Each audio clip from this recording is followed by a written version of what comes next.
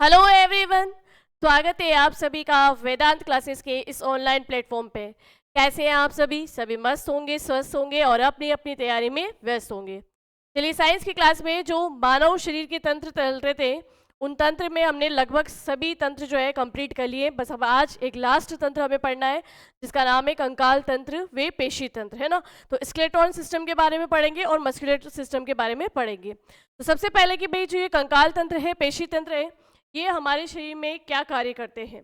जैसे मैं आपको बताऊं कि हम लोग खड़े हो पा रहे हैं तो किसके कारण, कि हमारी जो हड्डियां हैं, हमारी जो मतलब बोन्स है और हमारे जो कार्टिलेज है, उपास्थियां हैं, इनकी वजह से हम लोग क्या है, हमें एक हमारे शरीर को एक आलंबन मिल रहा है, यानी हम खड़े हो पा रहे हैं। और इसके अलावा मैं बात करूं कि हम चल पा रहे हैं, या जैसे मैं आपको अभी समझा रही हूँ तो मेरे हाथ से जो मैं मूवमेंट्स कर रही हूँ, यानी मैं बोर्ड पे पीछे कुछ लिखूं तो मैं आपको समझाऊंगी कि हाँ देखिए यहाँ पर, तो मेरा हाथ पीछे की ओर जा रहा है ना। तो ये जो गति हो रही है, वो गति किसके कारण हो रही है? वो हो रही है पेशियों के कारण। किसके कारण भाई? पेशियों के कारण, ठीक है। तो जो हमारे शरीर का कंकाल तंत्र होता है, सबसे पहले तो वो हमारे शरीर को एक निश्चित आकृति देता है, यानी हमारे शरीर को एक निश्चित साँचे में डालता है, एक आकार देता है। दूसरा, मैंने कहा आलंबन देता है, यानी सपोर्ट करता है हमारे को, ठीक है। और हमारी गति में सहायता प्रदान करता है, हम एक जगह से उठकर दूसरी जगह जा सकते हैं तो हमारे शरीर की गति में सहायता प्रदान करता है। और बात करूं पेशियों की, तो पेशियां भी काफ़ी काम करती है। देखो, जब आप किसी वस्तु को उठाते हो, जैसे लाइक कि अगर मैं बात करूं, ये फ़ोन यहाँ पड़ा है मेरा, और मैंने इसको अपनी उंगलियों से या हाथ से इसको मैंने उठाया, तो मैंने इसको उठाने के लिए, भाई मैंने इसको उठाया किससे? हमारे मेरे शरीर की मांसपेशियों के द्वारा।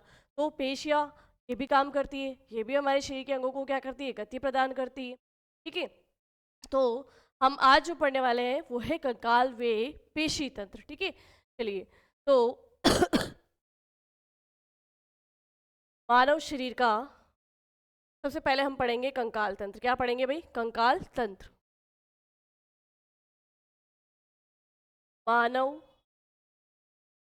शरीर का, मानव शरीर का कंकाल तंत्र,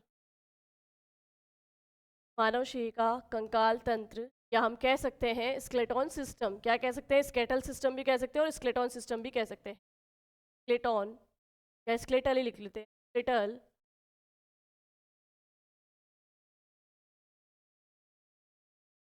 ठीक है, चलिए। अब देखो, बेसिकली अगर मैं बात करूं तो ये जो हमारा स्केलेटन सिस्टम होता है या स्केलेटल सिस्टम जो होता है ना, ये एक्चुअल में किस किस से मिलकर बना है। यानी हमारे शरीर के अंदर जो अस्थि है, यानी हड्डी है, बोन है, और हमारे शरीर के अंदर जो उपास्थि है जिसे हम कहते हैं कार्टिलेज, अस्थियों और उपास्थियों के जुड़ने से या अस्थियों या उपास्थियों से मिलकर ही हमारा क्या बना होता है? कंकाल तंत्र, स्केलेटन सिस्टम। अब ये अस्थि और उपास्थि क्या है? देखिए, जब आप नाक के बिल्कुल यहाँ बीचों बीच हाथ लगाते हैं और इसको आप मूवमेंट करवाने का प्रयास करते हैं, तो यहाँ से मूवमेंट नहीं होता है, क्योंकि यहाँ हमारे क्या है? हड्डी है। तो हड्डी क्या है भाई? कठोर है। कठोर है तो ये इजीली मूवमेंट नहीं करती है।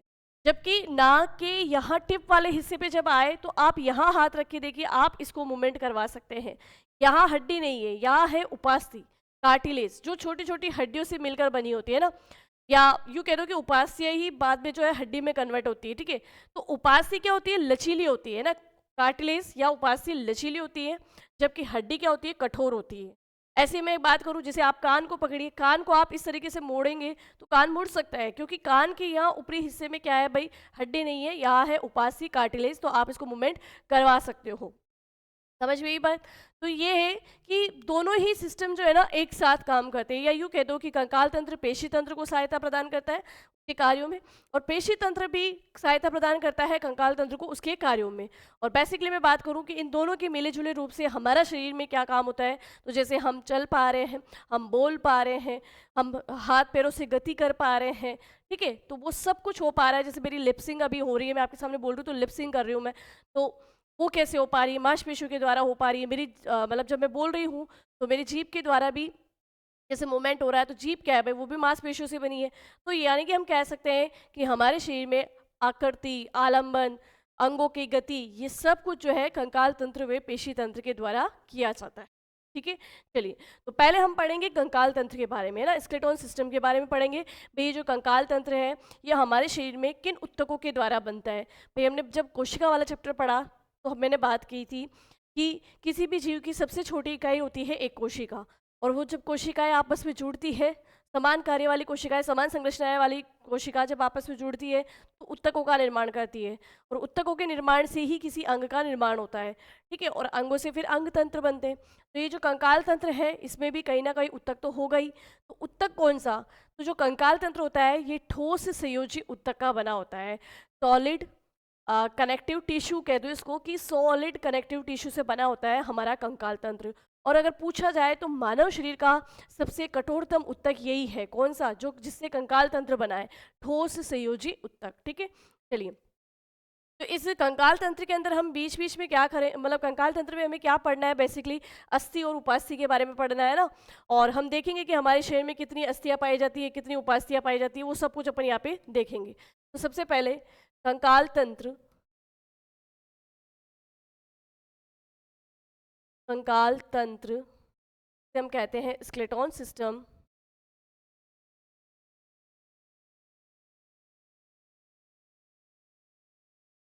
स्केलेटन सिस्टम कह सकते हैं हम इसे।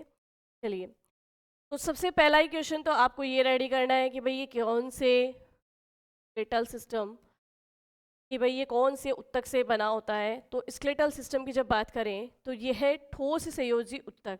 भाई याद रखना, फिर से याद दिला रही हूँ, क्वेश्चन बन सकता है कि कंकाल तंत्र किस उत्तक से बना है, तो आपको याद रखना है ठोस संयोजी उत्तक, ठीक है। ठोस है, सॉलिड है, तभी तो हड्डियां देखो भाई मजबूत होती है ना। ठोस संयोजी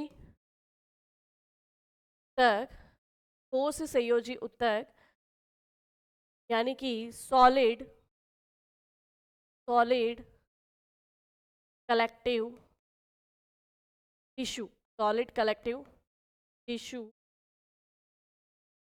ठीक है। सॉलिड कलेक्टिव टिश्यू से मिलकर बना होता है हमारा क्या? ठोस से, मतलब ये जो आपका कंकाल तंत्र है, ठीक है, के रूप में, ठोस संयोजी तक के में, ठोस संयोजी उत्तक के रूप में पाया जाता है हमारे शरीर को। भाई ठोस संयोजी उत्तक के रूप में पाया जाता है तो हमारे शरीर को क्या क्या करता है? हमारे शरीर को एक निश्चित आकृति देगा, हमारे शरीर को निश्चित एक आलंबन यानी सपोर्ट करेगा, एवं गति में सहायता प्रदान करता है ना, के रूप में हमारे शरीर को, हमारे शरीर को एक निश्चित आकृति, हमारे शरीर को एक निश्चित आकार यानी एक फिक्स्ड शेप, आकार तथा आलंबन, आलंबन यानी सपोर्ट, भाई सपोर्ट करता है तभी तो देखो हम खड़े हो पा रहे हैं ना। आलंबन या सपोर्ट पे गति में सहायता, गति में सहायता प्रदान करता है, गति में सहायता प्रदान करता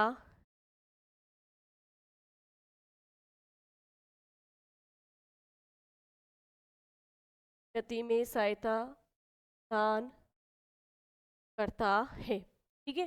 चलिए, अब देखो कि जैसे कंकाल तंत्र में पढ़नी है हमें क्या है? अस्थियां उपास्थियां ना, कितनी अस्थियां होती है, कितनी उपास्थियां होती है, संख्या भी देखेंगे। साथ ही साथ ये देखेंगे कि सबसे कठोरतम अस्थि कौन सी है, सबसे लंबी अस्थि कौन सी है, सबसे छोटी अस्थि कौन सी है, वो सब कुछ अपन यहाँ पे देखेंगे। तो सबसे पहले कंकाल तंत्र का निर्माण भाई अस्थि और उपास्थि से होता है, ठीक है। तो कंकाल तंत्र का निर्माण,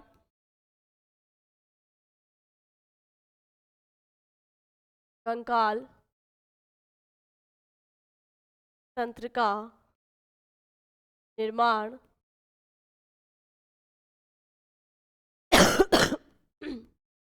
अस्थि वे उपास्थि, अस्थि वे उपास्थि यानी bone and cartilage, bone and cartilage से होता है, अस्थि वे उपास्थि से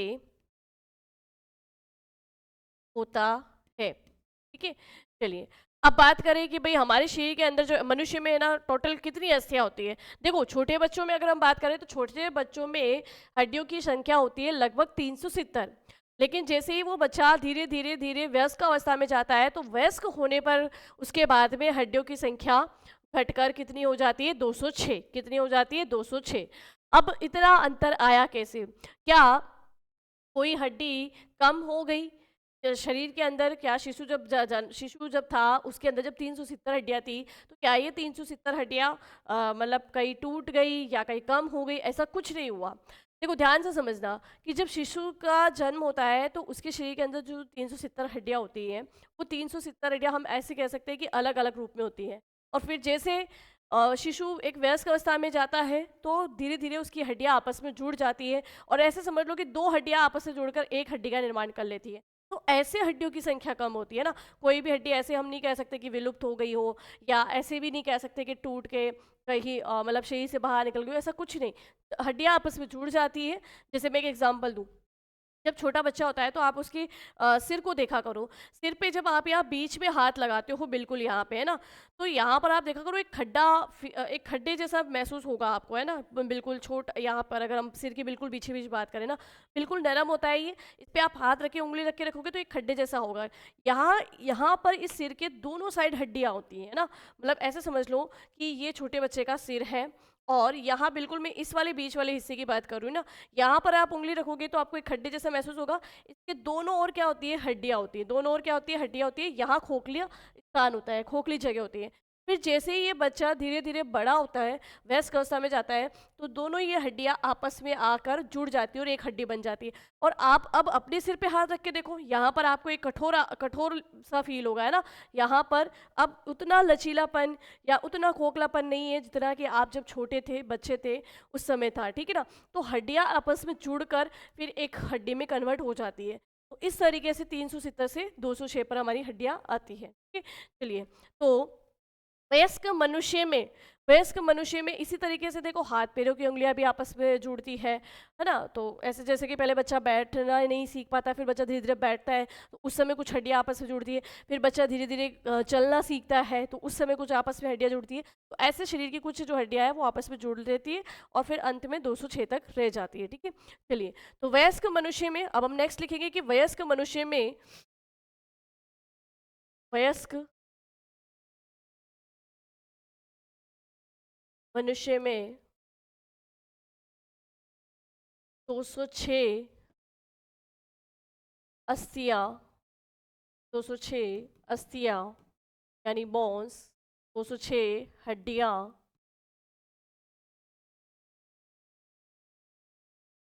होती है, ठीक है। चलिए, अब इस पे भी मैं बात करूं कि भाई आपके हमारे शरीर में सबसे कठोरतम हड्डी कौन सी है, सबसे मतलब सॉरी कठोरतम क्या, या सबसे बड़ी हड्डी कौन सी है, सबसे लंबी हड्डी कौन सी है। तो जैसे देखो कि अगर मैं बात करूं सबसे लंबी हड्डी की, तो हमारे पैर के नीचे, पैर मतलब ये पैर जहाँ कमर से जुड़े हैं, वहाँ से लेके घुटनों तक की जो हड्डी है वो कहलाती है फीमर। क्या कहलाती है? फीमर। तो हमारे शरीर की सबसे लंबी अस्थि होती है फीमर, जो कि दोनों जांघों के अंदर होती है, थाइस के अंदर होती है। और हमारे शरीर में सबसे छोटी अस्थि होती है जो कान में पाई जाती है, जिसे कहते हैं स्टेपीज, है ना, कान के अंदर पाई जाती है सबसे छोटी अस्थि और सबसे बड़ी अस्थि। सबसे पहले तो हम ये लिखेंगे कि जो मानव शरीर का अगर सबसे कठोरतम ऊतक पूछ लिया जाए तो भाई सबसे कठोरतम ऊतक कौन सा है? ठोस संयोजी ऊतक, जिसके द्वारा हमारा कंकाल तंत्र बना है। तो यहाँ लिख सकते हैं कि मानव शरीर का, मानव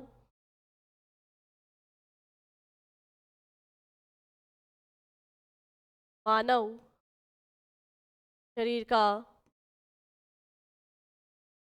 सबसे, मानव शरीर का सबसे कठोरतम, मानव शरीर का सबसे कठोरतम तक होता है कि कौन सा? भाई ये जो ठोस संयोजी ऊतक है वो मानव शरीर का सबसे कठोरतम ऊतक होता है। चलिए, अब देखो एक क्वेश्चन आया था कि शुष्क अस्थि किसे कहते हैं ना, ड्राई बोन किसे कहेंगे। और एक की जब अस्थियों को एचसीएल के खोल में रखा जाए तो उस समय वो अस्थि क्या कहलाएगी, है ना। उन दोनों के बारे में भी हम बात करेंगे। एक होती है वी कैल्सीकृत अस्थि, जिसे हम डी कैल्सीफाइड बोन कह सकते हैं, और एक होती है शुष्क अस्थि, जिसे हम कहते हैं ड्राई बोन, ठीक है। उससे पहले भी हम ये देखते हैं कि ये अस्थि जो है वो किससे बनी हुई है। तो अस्थि क्या होती है? देखो, calcium sulphate, calcium phosphate, magnesium phosphate और कैल्शियम के लवणों से मिलकर ये बनी होती है। तभी तो कहते हैं कि छोटे बच्चों को दूध ज़्यादा पिलाओ, ये छोटे बच्चों में दूध, कैल्शियम की मात्रा ज़्यादा होनी चाहिए। तो छोटे बच्चों में कैल्शियम की मात्रा ज़्यादा होगी तो हड्डियाँ उतनी ही ज़्यादा क्या होगी भाई? मजबूत होगी, है ना। तो लिख लेते हैं कि अस्थियाँ मुख्य रूप से किस किस से मिलकर बनी होती है। तो अस्थियाँ मुख्य रूप से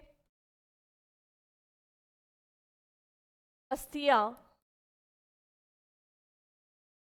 या बोन, अस्थियां या बोन्स मुख्य रूप के से अस्थियां या बोन्स मुख्य रूप से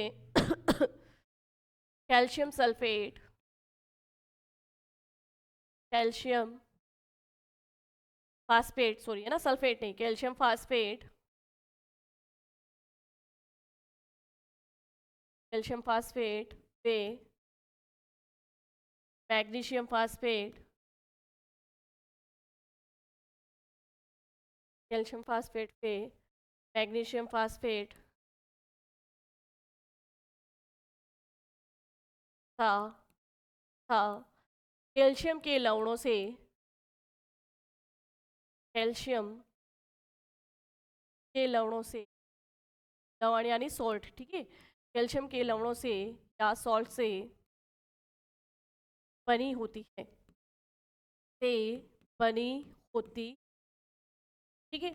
चलिए, अब ये भी हो गया कि भाई क्या जो हमारी हड्डियां हैं वो किससे बनी होती है। और आपने सुना भी होगा कि अक्सर कि जब भी आप जैसे वयस्क होने पे कभी आपको ऐसा फील होता है कि मेरे हाथ पैर में ज़्यादा दर्द हो रहा है ना, या कमर में ज़्यादा दर्द रह रहा है, तो जब आप डॉक्टर के पास जाते हो तो डॉक्टर सबसे पहले यही कहता है कि आपके शरीर में कैल्शियम की कमी आ गई है ना।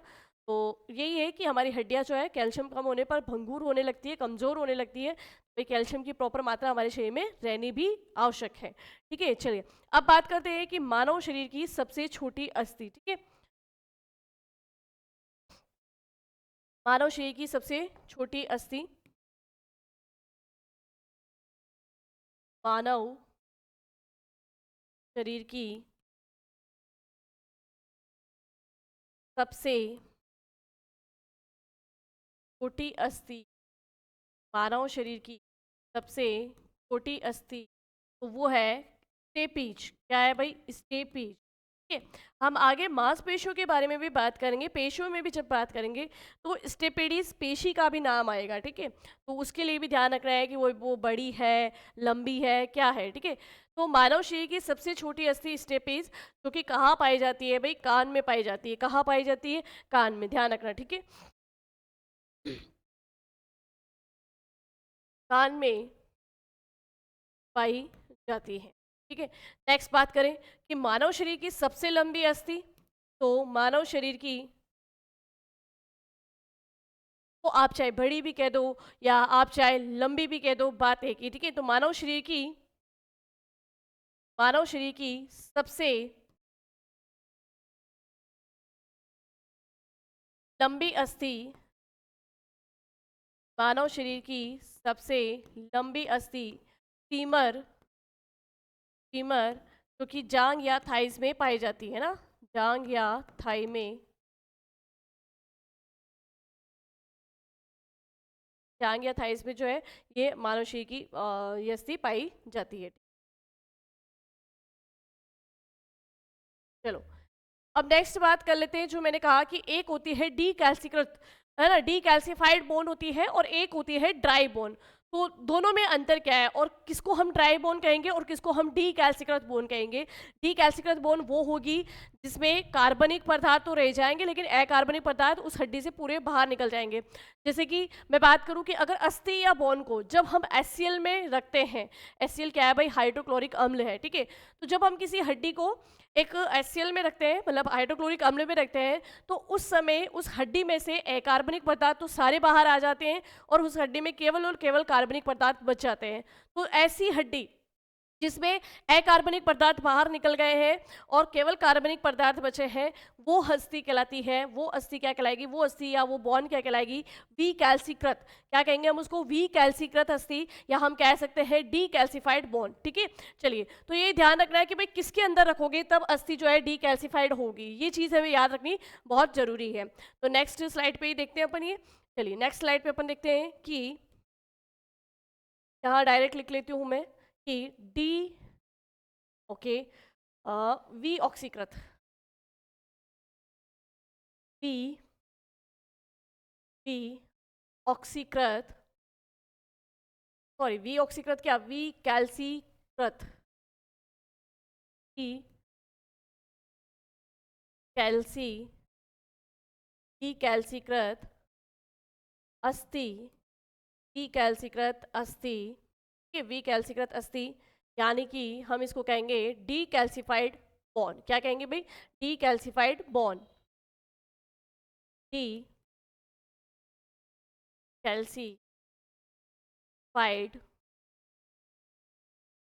बॉन्ड, ठीक है, डीकैल्सिफाइड बॉन्ड।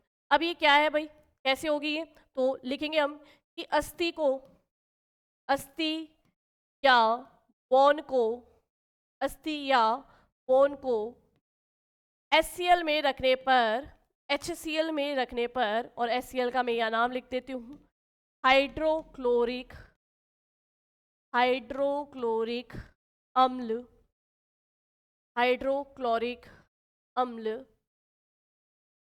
HCl में, यानी हाइड्रोक्लोरिक अम्ल HCl में रखने पर, रखने पर अस्थि, अस्थि या बोन में से, अस्थि या बोन में से सभी अकार्बनिक पदार्थ, सभी अकार्बनिक पदार्थ, अकार्बनिक पदार्थ बाहर निकल जाते हैं, अकार्बनिक पदार्थ बाहर निकल जाते हैं, ठीक है, बाहर निकल जाते हैं, या हम कह सकते हैं कि भाई नष्ट ही हो जाते हैं ना। भाई बाहर निकलने का मतलब क्या है? जब हड्डी में से एक कार्बनिक पदार्थ बाहर आ जाएंगे तो एक तरीके से हम कह सकते हैं कि हड्डी में अब एक कार्बनिक पदार्थ बचे ही नहीं है, नष्ट हो गए, ठीक है। एक कार्बनिक पदार्थ बाहर निकल जाते हैं केवल, केवल कार्बनिक पदार्थ ही, केवल कार्बनिक पदार्थ ही अस्थि में रह जाते हैं, अस्थि में रह जाते हैं, केवल कार्बनिक पदार्थ ही अस्थि में रह जाते हैं। तो ऐसी अस्थि ही क्या कहलाती है? ऐसी अस्थि या बॉन्ड ही विकैल्सीकृत अस्थि, डीकैल्सिफाइड बॉन्ड कहलाती है। तो केवल कार्बनिक पदार्थ ही अस्थि में रह जाते हैं, तो ऐसी अस्थि या बॉन्ड, ऐसी अस्थि या बॉन्ड विकैल्सीकृत,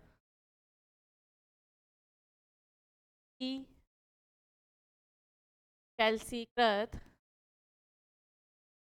अस्थि, डीकैल्सीकृत अस्थि, डीकैल्सीकृत अस्थि या डीकैल्सिफाइड, डीकैल्सिफाइड बॉन्ड, डीकैल्सिफाइड बॉन्ड कहलाती है, ठीक है, डीकैल्सिफाइड बॉन्ड कहलाती है। चलिए, तो यहाँ पर कि भाई डीकैल्सिफाइड बॉन्ड किसे कहते हैं, ये आपको समझ में आ गया। दूसरा कि भाई पूछा जा सकता है कि किस में रखने पर, तो आपको याद रखना है कि HCl में रखने पर, किस में रखने पर? HCl में रखने पर। अब इसके नेक्स्ट अलावा, इसके अलावा एक और चीज कि भाई हम शुष्क अस्थि यानी ड्राई बॉन्ड किसे कहेंगे, ठीक है। तो शुष्क अस्थि या ड्राई बॉन्ड की बात की जाए तो ध्यान से सुनना। चलिए, शुष्क अस्थि, शुष्क अस्थि या इसे कहते हैं ड्राई बॉन्ड, शुष्क अस्थि या ड्राई बॉन्ड, ठीक है। अब ये शुष्क अस्थि ड्राई बॉन्ड क्या है कि जब आप अधिक तापमान में अस्थि को रखते हो, यानी हाई टेम्परेचर पे आप किसी हड्डी को रखते हो, किसी बॉन्ड को रखते हो, इसमें से अब कार्बनिक पदार्थ तो नष्ट हो जाएंगे और केवल एक कार्बनिक पदार्थ बच जाएंगे। ध्यान से समझना, इससे पहले जो अपन ने पढ़ा डीकैल्सिफाइड बॉन्ड, उसके अंदर अकार्बनिक पदार्थ नष्ट हो रहे थे और लास्ट में केवल कार्बनिक पदार्थ ही हड्डी में बच रहे थे। तो ऐसी हस्ती तो क्या कहला रही थी? डीकैल्सिफाइड बॉन्ड, ठीक है। लेकिन अब उसके अपोजिट है, यहाँ पर कार्बनिक पदार्थ नष्ट हो जाएंगे लेकिन सिर्फ और सिर्फ अकार्बनिक पदार्थ बचेंगे। तो ऐसी अस्थि को हम क्या कहेंगे? ऐसी अस्थि को हम कहेंगे शुष्क बॉन्ड, मतलब शुष्क अस्थि या ड्राई बॉन्ड, ठीक है। चलिए, तो लिख सकते हैं यहाँ पर कि यदि, यदि अस्थि या बॉन्ड को, यदि अस्थि या बॉन्ड को अधिक तापमान पर, अधिक तापमान पर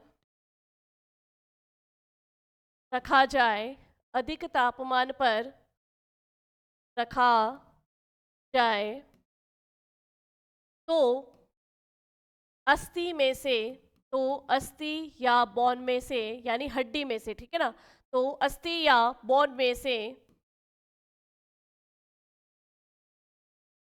कार्बनिक पदार्थ, कार्बनिक पदार्थ, कार्बनिक पदार्थ नष्ट हो जाते हैं, कार्बनिक पदार्थ नष्ट हो जाते हैं तथा केवल केवल अकार्बनिक पदार्थ या लवण, अकार्बनिक पदार्थ, अकार्बनिक पदार्थ या लवण, अकार्बनिक पदार्थ या लवण ही अस्थि में रह जाते हैं, अस्थि में रह जाते हैं। तो ऐसी अस्थि, तो ऐसी अस्थि या बोन, ऐसी अस्थि या बोन या हड्डी, कौन सी अस्थि कहलाएगी भाई? ऐसी अस्थि या बोन या हड्डी शुष्क अस्थि, शुष्क अस्थि या ड्राई बोन कहलाती है, शुष्क अस्थि या ड्राई बोन, ड्राई बोन कहलाती है, ठीक है, ड्राई बोन कहलाती है, ठीक है। चलिए, तो यहाँ पर आपको समझ में आ गया कि भाई डीकैल्सिफाइड बोन क्या है और ड्राई बोन क्या है, क्लियर हो गई बात। चलिए अब बात करते हैं कि मानव अस्थि में होता क्या क्या है। तो मानव अस्थि में देखो, एक तो होता है अस्थि मज्जा। अपन ने जब पढ़ा था रक्त परिसंचरण तंत्र, तो वहां हमने बात करी थी कि जो रक्त कणिकाएं होती है, लाइक आरबीसी हो गई, लाइक डब्ल्यूबीसी हो गई, लाइक प्लेटलेट्स हो गई। तो आरबीसी, डब्ल्यूबीसी, प्लेटलेट्स जो कि एक रक्त कणिकाएं हैं, उनका निर्माण अस्थि मज्जा में ही होता है। अब ये अस्थि मज्जा खुद कहाँ होता है भाई? ये अस्थि मज्जा होता है, जैसे नाम से पता चल रहा है, अस्थि मज्जा यानी हड्डी के अंदर ही होगा, अस्थियों में ही होगा। तो अस्थियों में हम बात करें भाई मानव शरीर के कंकाल तंत्र की, तो मानव अस्थि की ही बात करेंगे, मानव मतलब ह्यूमन बॉन की ही बात करेंगे। तो मानव अस्थि में अस्थि मज्जा पाया जाएगा और तंत्रिकाएं पाई जाएगी। भाई तंत्रिकाएं तो होगी ही ना, मतलब नर्व्स होगी, तभी तो आपके मस्तिष्क के द्वारा सूचनाएं जो है आपके शरीर के सभी अंगों तक पहुंचती है, तो हड्डियों तक पहुंचती है और उसी की वजह से आप मूवमेंट कर पाते हो। जैसे भाई मैं अगर अपने पैरों के द्वारा गति कर पा रही हूँ, तो यहाँ गति करवाने में मेरी हड्डियाँ ही सहायता कर रही है ना। अब इन हड्डियों तक भी तो कोई मैसेज पहुँचना चाहिए, तभी तो ये काम करेगी। तो अस्थि के अंदर अस्थि मज्जा भी होती है, तंत्रिकाएं भी होती है, नर्व्स भी होती है और इसके अलावा रक्त नलिकाएं भी पाई जाती है, ठीक है। तो यहाँ बेसिकली हम बात करेंगे अस्थि मज्जा को लेके, जो कि हमारे चैप्टर में कहीं ना कहीं कनेक्टेड है रक्त परिसंचरण तंत्र से। तो यहाँ पर हम बात करेंगे कि अस्थि मज्जा यानी बोन मेरो भी कितने प्रकार का होता है और कौन से बोन मेरो के द्वारा जो है रक्त कणिकाओं का निर्माण किया जाता है। तो चलिए नेक्स्ट बात करते हैं कि मानव अस्थि में, नेक्स्ट बात करते हैं कि मानव अस्थि में क्या क्या पाया जाता है। तो मानव अस्थि यानी ह्यूमन बोन, मानव अस्थि या बोन में अस्थि मज्जा, अस्थि मज्जा यानी बोन मेरो, अस्थि मज्जा, बोन मेरो। अब ये बोन मेरो भी दो प्रकार का होता है, एक होता है रेड कलर का और एक होता है येलो कलर का, यानी लाल अस्थि मज्जा और पीला अस्थि मज्जा, दो प्रकार का ये अस्थि मज्जा होता है, ठीक है। तो रेड या येलो बोन मेरो, ठीक है, रेड एंड येलो अस्थि मज्जा तथा तंत्रिकाएं, तंत्रिकाएं यानी नर्व्स, तंत्रिकाएं यानी नर्व्स। और नर्व्स के अलावा बात करें तो रक्त नलिकाएं, ब्लड वेसल्स, रक्त नलिकाएं को कहते हैं ब्लड वेसल्स, ब्लड वेसल्स, ठीक है, ब्लड वेसल्स पाई जाती है, पाई जाती, चलिए तो ये पाई जाती है। अब देखो थोड़ा सा अपन बात कर लेते हैं हड्डी के स्ट्रक्चर को लेके कि भाई हड्डी में ये अस्थि होती कहाँ कहाँ है ना, उसको लेके हम थोड़ा सा बात कर लेते हैं। अब यहाँ पर ध्यान रखना है कि प्रॉपर रूप से ये हड्डी कोई आपके शरीर में जरूरी नहीं है कि ऐसी ही हो, बस एक लाइक हम हड्डी का स्ट्रक्चर ले सकते हैं ना। ठीक है, चलो देखो, जैसे कि बात करूं मैं,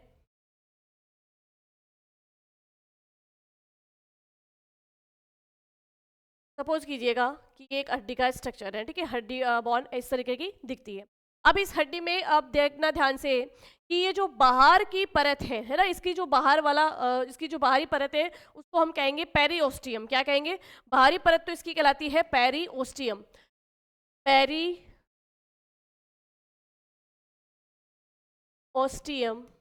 पेरिओस्टियम, ठीक है। और इसका जो ये आंतरिक वाली परत है, ये आंतरिक परत इसकी क्या कहलाएगी?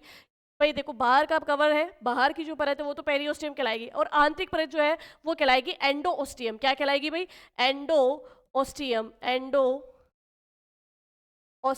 ठीक है। चलिए, अब थोड़ा सा ये डायग्राम आपको लाइट दिख रहा है, ये थोड़ा सा इसको हम डार्क कर लेते हैं ताकि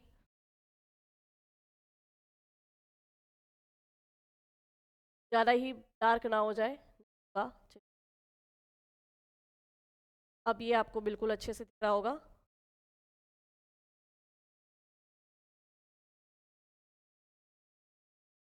ये है अस्थि, ठीक है।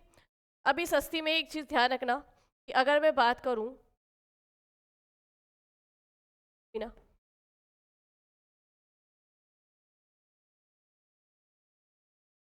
ठीक है? चलिए, अब इस कुछ गलती बन गई है, इसको वापस से सही बनाना ही पड़ेगा अपने को।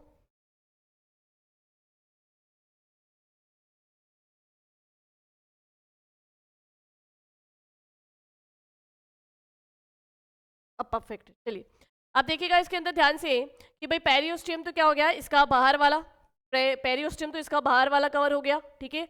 और इसके आंतरिक परत को हम कहते हैं, ये आंतरिक परत को हम क्या कहेंगे? इसके आंतरिक परत को हम कहेंगे एंडोस्टियम।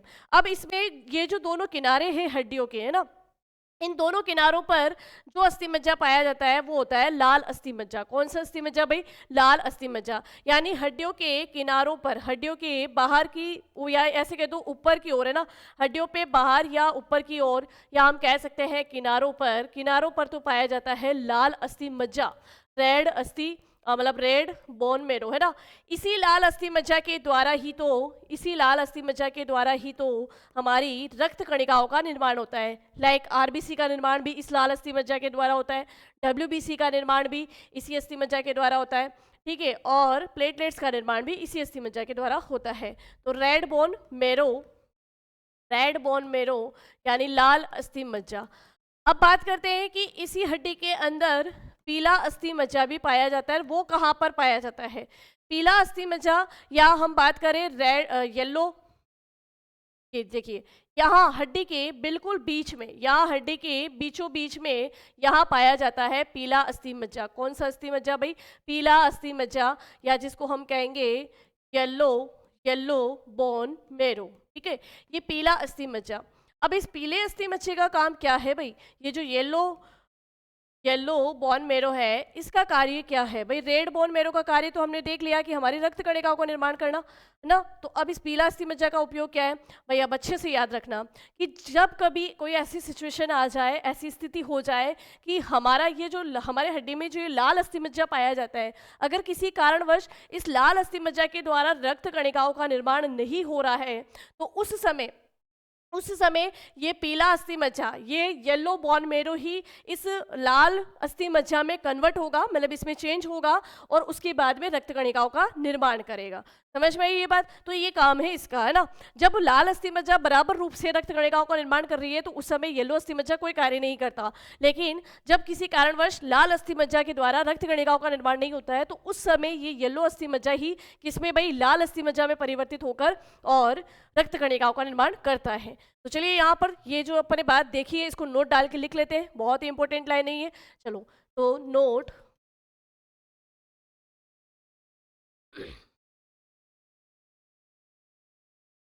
चलो नोट में लिखिए आप कि जब कभी, जब कभी कि कारणवश, जब कभी किसी कारणवश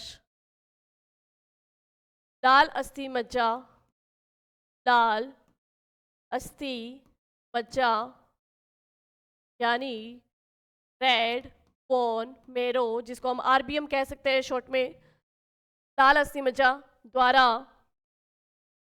द्वारा रक्त कणिकाओं का रक्त कणिकाओं का रक्त कणिकाओं का रक्त कणिकाएं, या आप चाहो तो ब्रैकेट में लिख सकते हो आरबीसी, डब्ल्यूबीसी, प्लेटलेट्स।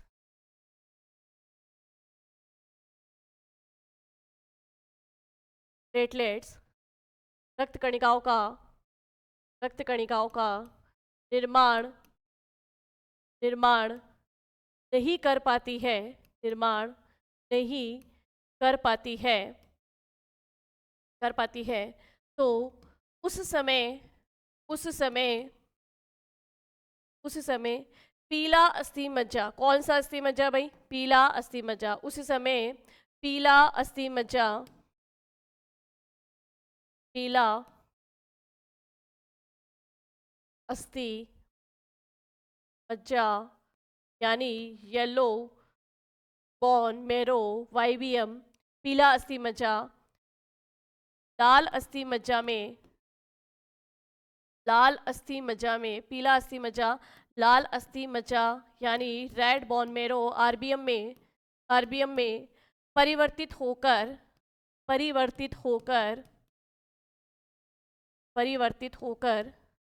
रक्त कणिकाओं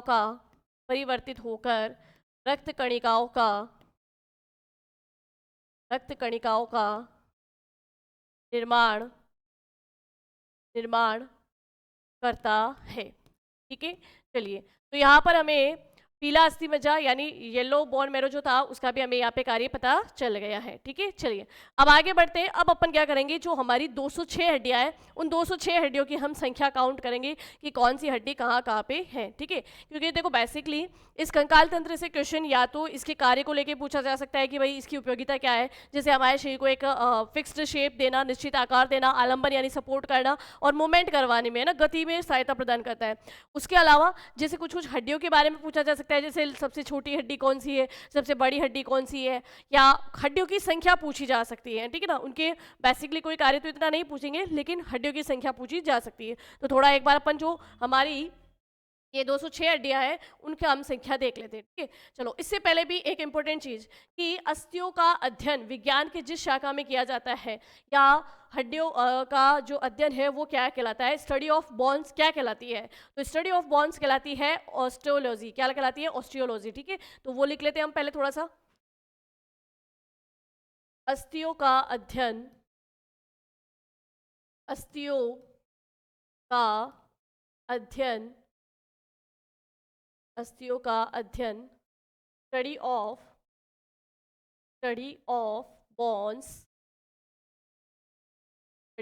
बोन्स, ये क्या कहलाएगी?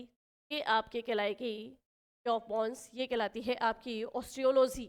ये क्या कहेंगे हम? Osteology.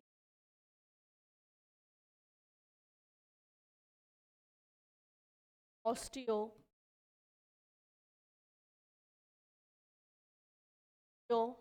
Study of bones, osteology.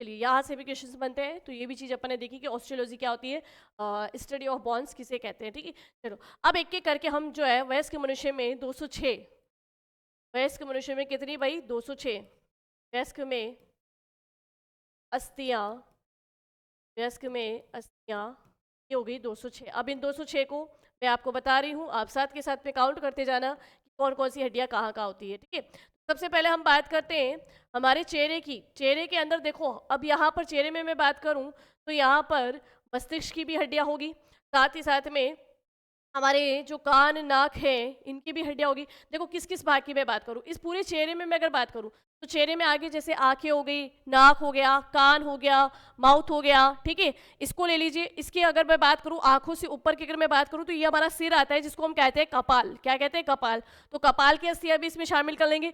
फिर देखो मुंह के अंदर होते हैं जबड़े, तो जबड़े की अस्थियों को भी शामिल कर लेंगे। तो चेहरे, कपाल और जबड़े। अब चेहरे के अंदर देखो सारे अंग मैंने ले लिए, आंख, नाक, कान, ठीक है, सबको लिया है। इसके जस्ट ऊपर मैंने कपाल को लिया है और अंदर जबड़े की अस्थियां, ठीक है। इन सबको मिक्स करके अगर हम देखें तो टोटल 29 हड्डियां केवल हमारे चेहरे, कपाल और जबड़े में होती है। तो यहाँ लिख लेते हैं कि कहाँ कहाँ पे कितनी अस्थियां पाई जाती है। सबसे पहले देखिए चेहरे, चेहरे यानी फेस, कपाल, कपाल, स्केलेटल, स्केलेटल, कपाल को स्केलेटल भी कह सकते हो आप, स्कल भी कह सकते हो। स्केलेटल तो नहीं कहेंगे, चलो स्कल कह, स्कल, स्कल, स्कल। भाई कपाल यानी खोपड़ी, जिसमें हमारा मस्तिष्क रहता है ना। भाई हमारा मस्तिष्क एक पिंजरे में पैक रहता है और उसको हम कहते हैं खोपड़ी। खोपड़ी यानी कपाल, जो हड्डियों से ही बना है, ठीक है। तो चेहरे, फेस, कपाल, स्कल तथा एवं एवं जबड़े, जबड़े यानी जौ, जबड़े यानी जा, ठीक है, जाज, जबड़े यानी जॉस। इसके अंदर अगर हम बात करें तो तक की अस्थियां कितनी है ना, तक की अस्थियां कितनी होती हैं। तो इनमें अस्थियों की संख्या होती है 29। कितनी है भाई?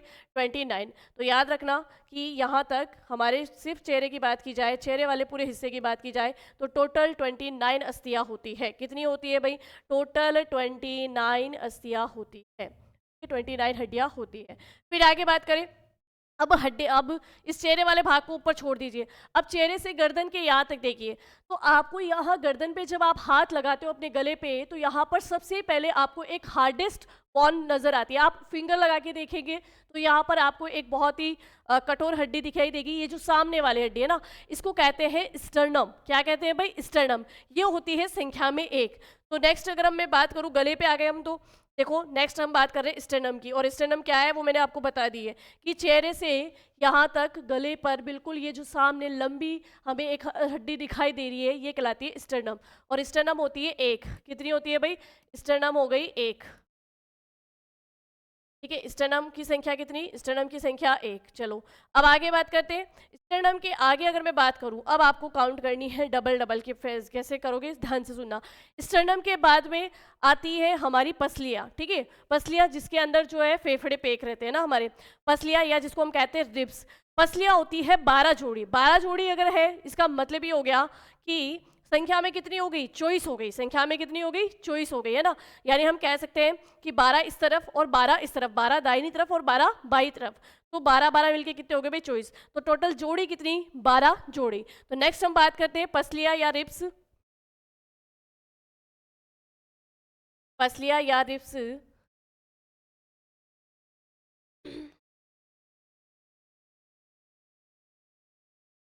पसलियां या रिब्स ये होती है 24। यानी कि जोड़ी में पूछ लिया जाए तो आपको ध्यान रखना है 12 जोड़ी। कितनी भाई?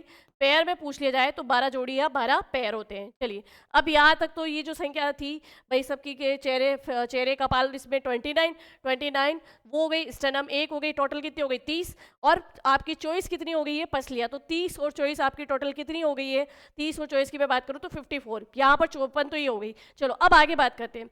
अब देखो पीछे की ओर अगर हम बात करें तो रीढ़ की हड्डी, जिसको हम कशेरुक दंड बोलते हैं, वर्टिबल कॉलम बोलते हैं। तो वर्टिबल कॉलम या रीढ़ की हड्डी में हमारे छोटी छोटी हड्डियों से मिलकर ये रीढ़ की हड्डी बनी है ना भाई। तो रीढ़ की हड्डियां में कम से कम हड्डियों की संख्या होती है 26। कितनी होती है? 26, ठीक है। तो नेक्स्ट आप लिख लीजिए कि रीढ़ की हड्डी, बैकबोन, रीढ़ की हड्डी जिसे हम कहते हैं बैकबोन, बैकबोन, और साइंस में इसे कहते हैं कशेरुक दंड, कशेरुक दंड यानी वर्टिबल, वर्टिबल।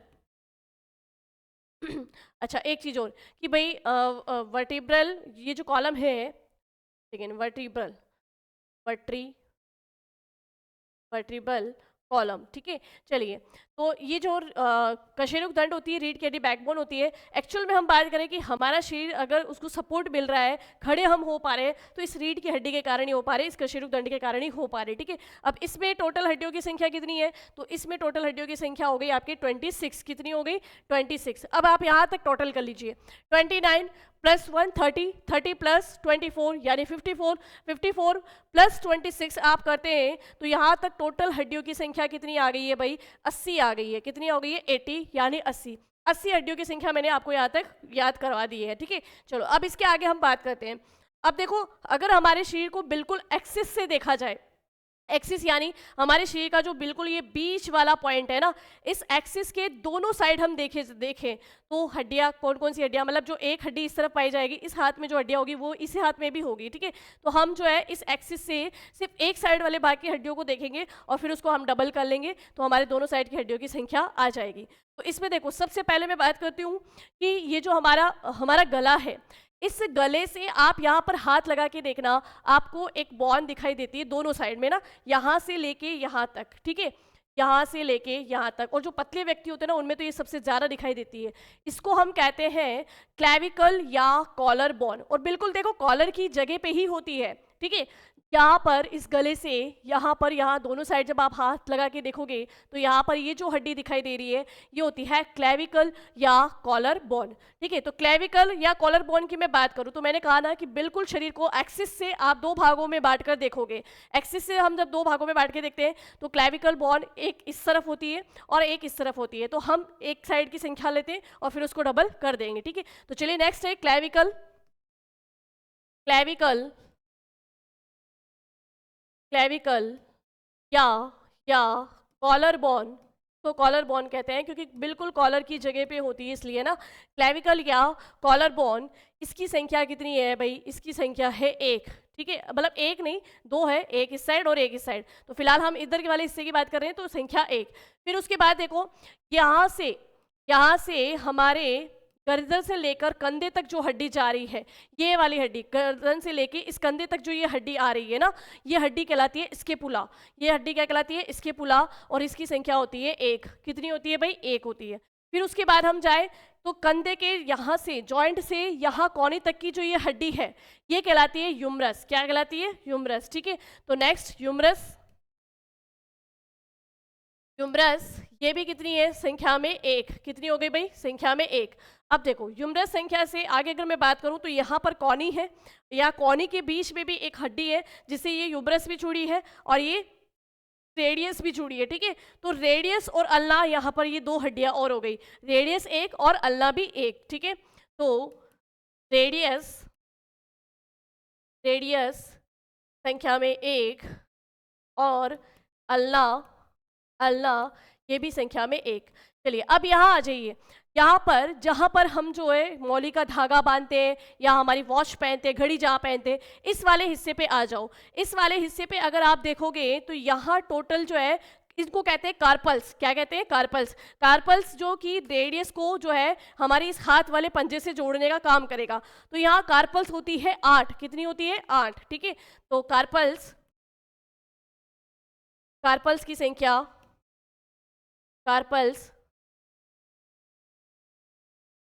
चलिए कार्पल्स की संख्या यहाँ पे हो गई 8। कितनी हो गई भाई, 8 हो गई। चलिए अब देखो, इस कार्पल्स के बाद में अगर मैं बात करूं कि यहाँ से आप अपने इस वाले हाथ को यहाँ तक देखो, उंगलियों को छोड़ दीजिए ना इस तरीके से मुट्ठी बंद करके, और फिर जब हम यहाँ से देखेंगे, यहाँ कार्पल से यहाँ तक देखो, आपकी 5 उंगलियों के अंदर जो है एक एक हड्डी और जा रही है 5 साइड में, ठीक है। तो ये कहलाती है, इनको बोलते हैं मेटाकार्पल्स। और इनकी संख्या कितनी है भाई, 5 है। देखो यहाँ से इस फिंगर में भी जा रही, इसमें भी जा रही, इसमें भी जा रही, इसमें भी जा रही, और इधर थंब में भी जा रही है। तो यहाँ कार्पल से ये जो हड्डियां हमारी उंगलियों की ओर जा रही है ये कहलाती है मेटाकार्पल्स। और इन मेटाकार्पल्स की संख्या होती है, भाई कितनी इनकी संख्या होती है 5। मेटाकार्पल्स की संख्या कितनी हो गई भाई? 5 हो गई। चलिए अब बात करते हैं हम हमारी फिंगर पे। तो फिंगर में देखिएगा कि आपके फिंगर पे, अगर मैं एक फिंगर की बात करूं तो यहाँ पे फिंगर पे भी आप इस फिंगर को ऐसे इस तरीके से मोड़ सकते हैं, क्योंकि यहाँ पर देखो छोटे छोटे जॉइंट्स है ना। तो एक जॉइंट ये रहा, दूसरा ये रहा और तीसरा ये रहा, यानी एक फिंगर में कितने जॉइंट है? 3 है। तो 3 हड्डियां हो गई।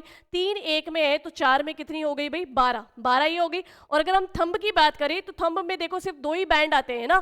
थंब को जब आप ऐसे बैंड करते हो तो सिर्फ 2 ही बैंड है, एक ये और एक ये वाला। तो थंब में कितने हैं? 2। तो टोटल ये कितने हो गए? 4। इनको कहते हैं अंगुला अस्थिया, इनको कहते हैं अंगुला अस्थिया, या इनको कहते हैं फैलेंजेस। क्या कहते हैं? फैलेंजेस। ये टोटल होती है कितनी? 14। तो यहाँ पर मैं यही लिख देती हूँ, एक सेकेंड, मेटाकार्पल्स को वापस थोड़ा सही करके लिख लेते हैं। चलिए तो देखो, मेटाकार्पल्स 5, मेटाकार्पल्स 5 और अंगुला अस्थिया, अंगुला अस्थिया जिनको फैलेंजेस भी कहते हैं, फैलेंजेस, ठीक है, ये होती है 14। कितनी हो गई भाई? 14। अब देखो यहाँ से क्लेविकल कॉलर बोन से हमने अंगुला अस्थिया फैलेंजेस तक सिर्फ हमने एक साइड की बात की थी। फिर से रिपीट कर देती हूँ कि गर्दन, चेहरे और जबड़े, चेहरे और कपाल की बात करें तो 29 अस्थि हो गई। उसके बाद में हमारे सामने या गले में जो हड्डी पाई जाती है उसको कहते हैं स्टर्नम, वो संख्या में 1 हो गई। पसलिया जिसमें 12 जोड़ी होती है, यानी टोटल 24 हो गई। और रीढ़ की हड्डी जिसमें पीछे मैंने बात बताई थी आपको कि 26 हड्डियाँ, ठीक है। तो वो सब मिला के तो कितनी हो गई थी? 80 हो गई थी, ठीक है। उसके बाद आगे हम बात करें तो यहाँ पर कॉलर बोन पाई जाती है। कॉलर बोन एक इस साइड एक इस साइड, यानी कि 2 कॉलर बोन हो गई। अभी हम डबल कर लेंगे, ठीक है, जिसको हम क्लेविकल बोन भी कहते हैं। उसके बाद में यहाँ कॉलर बोन से यहाँ कंधे के जॉइंट तक जो जुड़ी है वो है स्केपुला। कौन सी है भाई? स्केपुला। स्केपुला से आगे होती है यूमरस हड्डी, जो कि संख्या में 1 है। यूमरस के आगे जहाँ कॉनी से ये वाला हिस्सा जुड़ा होता है, यहाँ पाई जाती है रेडियस, और ये लंबी वाली जो भाग है ये कहलाती है अल्ना। तो रेडियस और अल्ना। फिर यहाँ पर जहाँ हम घड़ी बांधते हैं या कोई धागा पहनते हैं वहाँ होती है कार्पल्स। कार्पल्स की संख्या होती है 8। और कार्पल्स से आगे प्रत्येक उंगली के लिए, प्रत्येक उंगली या अंगूठे के लिए जो एक एक हड्डी और निकली हुई होती है ये होती है मेटाकार्पल्स। इनकी संख्या होती है 5। और प्रत्येक उंगली में जो है 3 बैंड्स पाए जाते हैं, यानी टोटल कितने हो गए? 12। और अंगूठे में 2 बैंड, यानी कि हो गए 14, ठीक है। तो 14 अंगुला अस्थिया। तो ये हमने एक साइड की बात की। अब इनको अगर जब हम डबल कर देंगे, यानी दोनों साइड की बात कर ले, तो इट मीन्स कि इनको डबल कर दो तो ये टोटल हो गई 64। कितनी हो गई भाई? 64।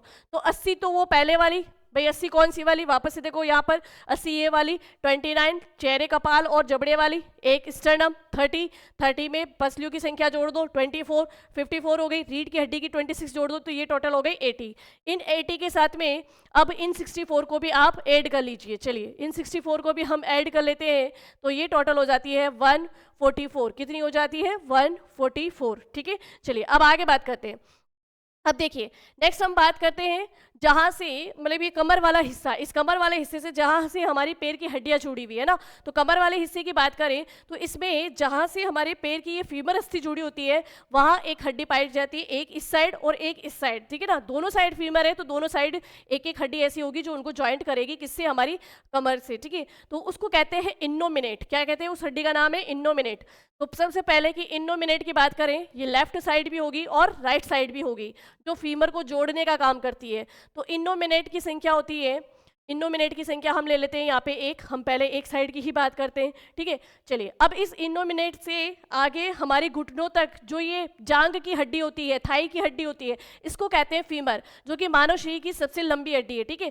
फीमर, तो मैं एक साइड की बात कर रही हूँ तो फीमर की संख्या एक साइड कितनी भाई? 1, ठीक है। चलो अब देखो इससे आगे चलते हैं तो यहाँ घुटने पर जब हम बात करते हैं तो घुटने पर बिल्कुल ऐसी गोल हड्डी आपको दिखाई देती है, 3 छेद वाली, है ना। तो ये कहलाती है पटेला। पटेला जो है घुटने में होती है, जैसे कोनी में मैंने बात करी थी ना कि अल्ना होती है कोनी के अंदर, तो वैसे ही यहाँ पर घुटने में क्या होती है? पटेला होती है, ठीक है। तो नेक्स्ट हड्डी है पटेला। पटेला, इसकी संख्या 1, घुटने में 1, ठीक है। लिख सकते हैं आप इसके नीचे कि घुटने में पाई जाती है ना पटेला, ठीक है। घुटने की हड्डी को पटेला कहा जाता है, ये याद रखना। चलो अब इससे आगे देखो कि जैसे मैं बात करूं घुटने से आगे, घुटने से आगे आपके पैर की बात की जाए तो घुटने से आगे आपका पैर कुछ तरीके से होता है। तो ये जो है ना, घुटने से नीचे वाले जो पैर की अपनी हड्डी है उसमें पाई जाती है टीबिया। क्या पाई जाती है? टीबिया, ठीक है। तो 2 हड्डियां पाई जाएगी यहाँ पे, एक तो टीबिया, ठीक है, एक तो टीबिया और एक पीछे की साइड एक और हड्डी पाई जाएगी जिसे हम कहेंगे फिबुला। ठीक है, तो यहाँ पर घुटने से नीचे 2 हड्डियाँ पाई जाती है, टीबिया और फिबुला, जिनकी संख्या एक साइड एक एक होती है।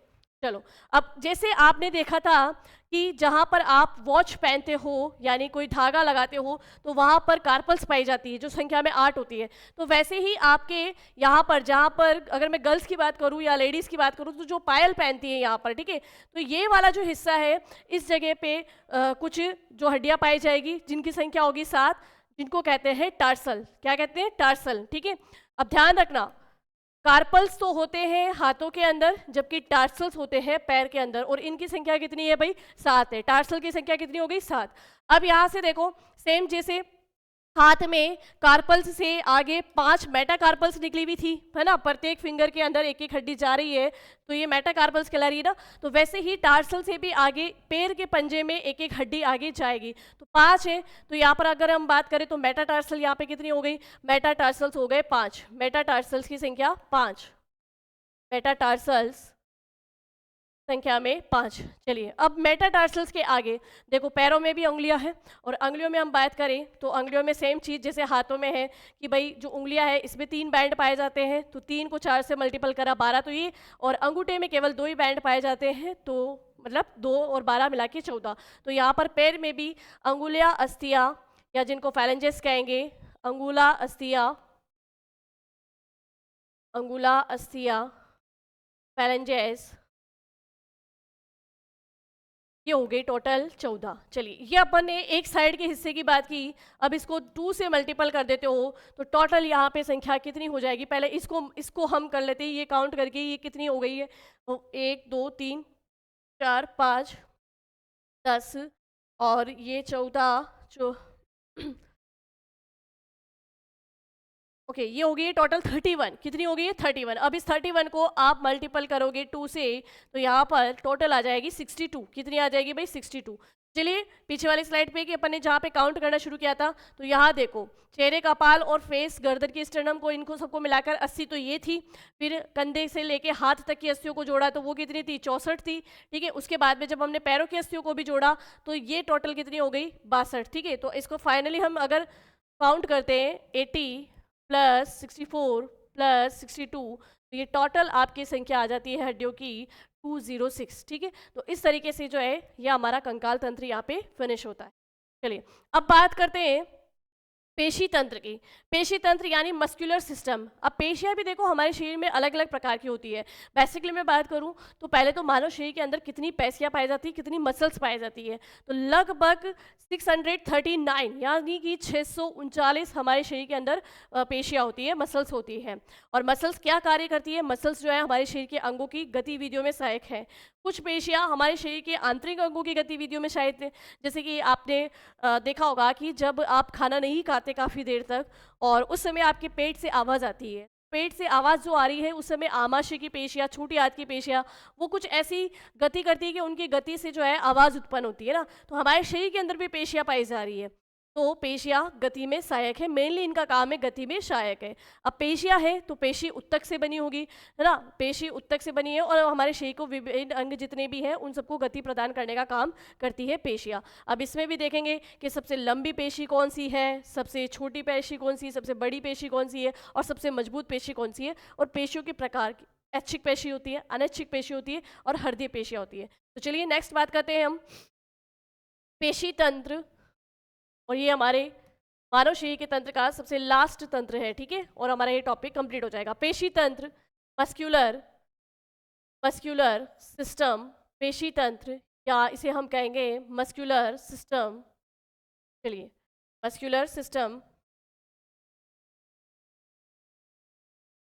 चलिए, तो पेशी तंत्र में सबसे पहले कि वयस्क मनुष्य में कितनी पेशियां पाई जाती है, तो वयस्क मनुष्य में, वयस्क मानव में 639 पेशियाँ या मसल्स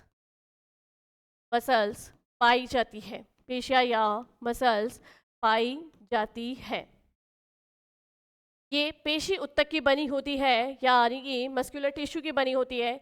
ये पेशी उत्तक पेशी ऊतक, ठीक है।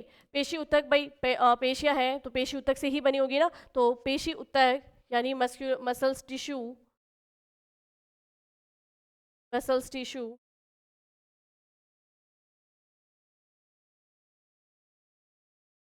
की की बनी होती है, की बनी होती है, जो कि जो कि शरीर के विभिन्न अंगों, शरीर के शरीर के विभिन्न अंगों,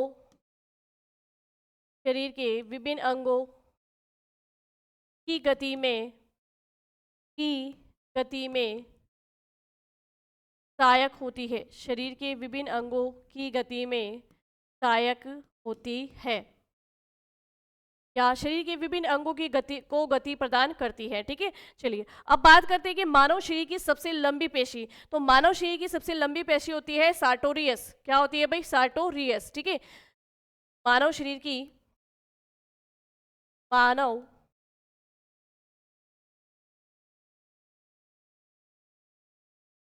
मानव शरीर की सबसे लंबी पेशी, सबसे लंबी पेशी सार्टोरियस, सार्टोरियस,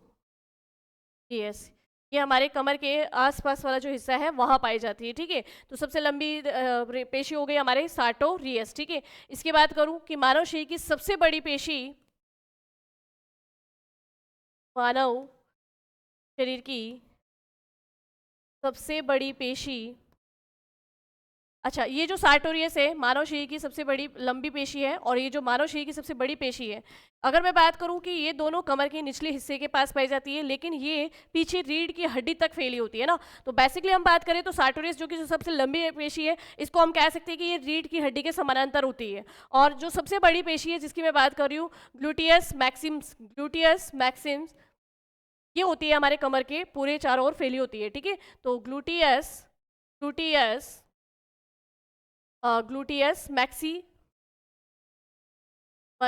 ग्लूटियस मैक्सिमस, ठीक है। ये दोनों ही, इन दोनों पेशियों के कारण ही जो है हम जैसे हम झुक पा रहे हैं ना, हम झुकते हैं कमर से, हम थोड़ा सा झुकते हैं, तो वो इन पेशियों के कारण ही हो पा रहा है, ठीक है।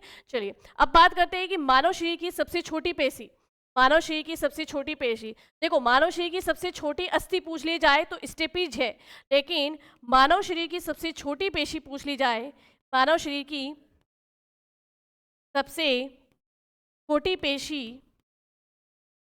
मानव शरीर की सबसे छोटी पेशी तो स्टेपिडीज होती है, स्टेपिडीज, ये भी कान में ही होगी, ठीक है। जहाँ हमारी स्टेपीज अस्थि होती है उसी के पास में स्टेपिडीज, स्टेपिडीज ये सबसे छोटी अस्थि होती है, ठीक है, जो इधर कान में फैली होती है ना।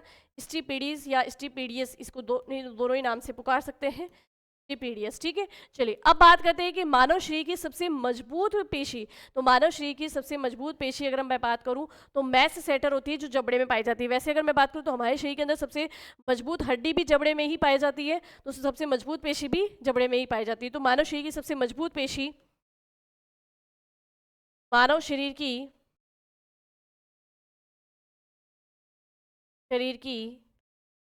सबसे सबसे मजबूत पेशी, मानव शरीर की सबसे मजबूत पेशी, ये मैस सेटर जो कि कहाँ पाई जाएगी? जबड़े में पाई जाती है। चलिए तो यहाँ पर हमने पेशियों के बारे में देख लिया, कुछ इंपॉर्टेंट पेशियों के बारे में देख लिया। अब देखते हैं पेशियों के प्रकार। तो पेशियाँ जो है मेनली होती है 3 प्रकार की। पेशियाँ कितने प्रकार की होती है भाई? 3 प्रकार की होती है। मसल्स की मैं बात करूँ तो जैसे पेशियों के प्रकार यानी टाइप्स ऑफ मसल्स की अगर हम बात करें तो टाइप्स ऑफ मसल में आप ध्यान रखिएगा 3 प्रकार की पेशियाँ होगी। एक ऐसी पेशियाँ जिसपे हमारा नियंत्रण होता है ना, वो तो कहलाती है मतलब कि वो तो कहलाएगी अनैच्छिक पेशियाँ, ठीक है। और सॉरी ऐच्छिक पेशियाँ, और एक ऐसी पेशियाँ जिसपे हमारा नियंत्रण नहीं होता है वो कहलाती है अनैच्छिक पेशियाँ, इनवॉलंटरीज मसल्स कहलाएगी। और एक होगी हृदय पेशियाँ, ठीक है, कार्डियकल मसल, जिनकी अगर हम स्ट्रक्चर देखें, स्ट्रक्चर तो उसका ऐच्छिक पेशी जैसा होता है, लेकिन वो काम करती है एज लाइक इनवॉलंटरीज यानी अनैच्छिक पेशियों की जैसे। तो यहाँ पर पेशियों के प्रकार की बात करें तो 3 प्रकार की पेशियाँ होती हैं, टाइप्स ऑफ मसल्स, ठीक है। 3 प्रकार कौन कौन से भाई, जल्दी से यहाँ पे देखते हैं एक बार।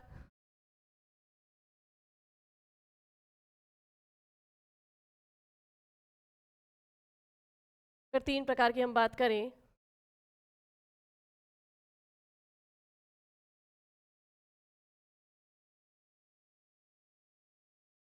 चलिए, तो यहाँ पर देखो 3 टाइप्स की अगर हम बात करें तो एक होती है ऐच्छिक पेशियाँ, एक तो आपकी हो गई ऐच्छिक पेशियाँ जिनको कहते हैं वॉलंटरीज, ऐच्छिक या वॉलंटरीज मसल, वॉलंटरी मसल्स, ठीक है। ये तो आपके हो गई ऐच्छिक पेशियाँ। और एक आपकी हो गई अनैच्छिक पेशियाँ, इनवॉलंटरी मसल, अनैच्छिक पेशियाँ,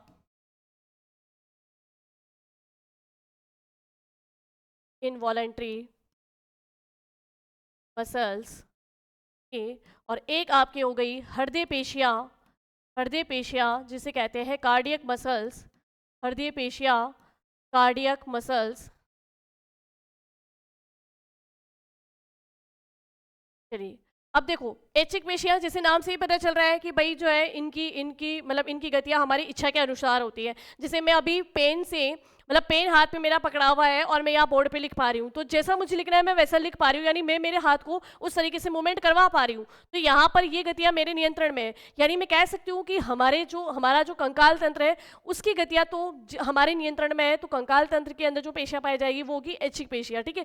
तो इसी कारण से इन ऐच्छिक पेशियों को कंकाली पेशियाँ भी कहते हैं ना, ठीक है। इसके लिए आप लिख सकते हो कि इन्हें कंकाली पेशियाँ यानी स्केलेटल मसल्स भी कहते हैं, कंकाली या स्केलेटल मसल्स भी कहा जाता है इनको, ठीक है। तो इनकी जो गतियाँ हैं वो हमारी इच्छा के नियंत्रण में है, ठीक है। और ये हड्डियों से बनी होती है भाई, कंकाली, मैंने कहा ना अभी जस्ट कि भाई कंकाली मसल्स भी कह सकते हैं इनको, स्केलेटल मसल्स भी कह सकते हैं ना। भाई मेरे हाथों के अंदर क्या है भाई, हड्डियाँ है, और हड्डियों की वजह से ये जो पेन में पकड़ पा रही हूँ, इसको मूवमेंट करा पा रही हूँ, तो इनको हम, ये अस्थियों से बनी होती है या अस्थियों से जुड़ी होती है ऐसा कह सकते हैं। और इनकी जो संरचना होती है तो रेखित पेशियाँ होती है ना, स्केलेटल मसल्स होती है ये। तो सबसे पहली चीज कि इनकी गतियाँ हमारे नियंत्रण में होती है, इनकी गतियाँ हमारे नियंत्रण में होती है। जैसे हाथ पैरों की गति है ना, अभी मैं बोल पा रही हूँ तो ये मेरे नियंत्रण में, इनकी गतियाँ हमारे नियंत्रण में होती है। दूसरा हम लिखेंगे कि ये हड्डियों से जुड़ी होती है, ये हड्डियों से जुड़ी होती है, ये हड्डियों से जुड़ी होती है। और दूसरी मैं बात करूं कि ये किस प्रकार की पेशियाँ है, तो ये रेखित पेशियाँ है। रेखित पेशियाँ यानी कि जब इसका हम स्ट्रक्चर देखते हैं तो इसका स्ट्रक्चर एज लाइक कुछ इस तरीके से दिखाई देता है। रेखित पेशियों में क्या होगा, इस तरीके की, इन पेशियों में इस तरीके की ये लाइनें बनी हुई रहेगी और ये लाइनें बिल्कुल साफ दिखाई दे रही है, इस कारण से इनको रेखित पेशियाँ कहते हैं, ठीक है। तो ये तो क्या हो गई भाई, रेखित पेशियाँ। रेखित पेशियाँ, ऐच्छिक पेशियाँ हमारी रेखित पेशियाँ होती है, इनकी गतियों पे हमारा नियंत्रण होता है, जैसे हाथ पैरों की गति, मुंह की गति, बोलने वाली गति है ना, और ये हड्डियों से जुड़ी होती है। चलिए अब बात करते हैं अनैच्छिक पेशियाँ। तो भाई इनकी गतियाँ हमारे नियंत्रण में नहीं होती है, जैसे आंखों की पलक का झपकना, ये हमारे नियंत्रण में नहीं है, ये हमारे नियंत्रण में नहीं है, ठीक है। तो यहाँ लिख सकते हैं कि इनकी गतियाँ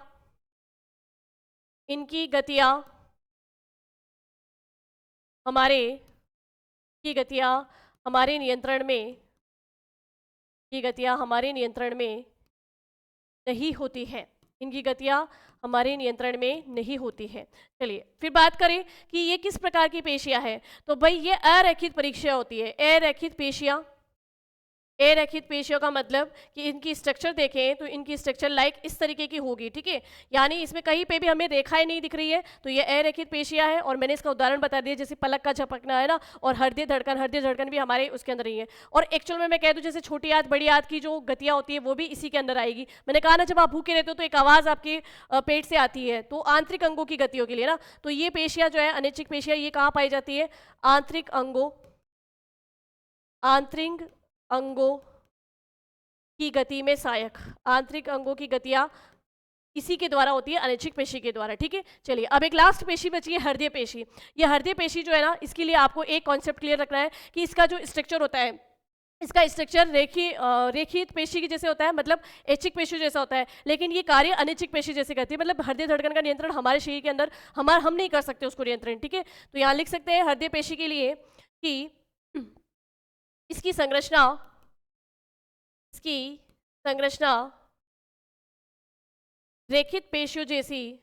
रेखित पेशियों के समान, लेकिन कार्य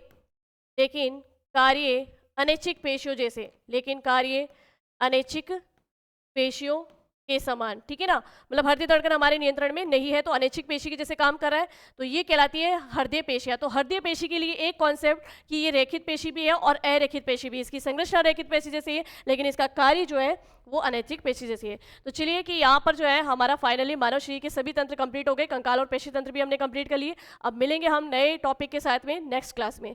तो ऐसे ही पढ़ते रहिए, बढ़ते रहिए, बने रहिए वेदांत क्लासेस के साथ में। मिलते हैं हम हमारी नेक्स्ट क्लास में, तब तक के लिए थैंक यू।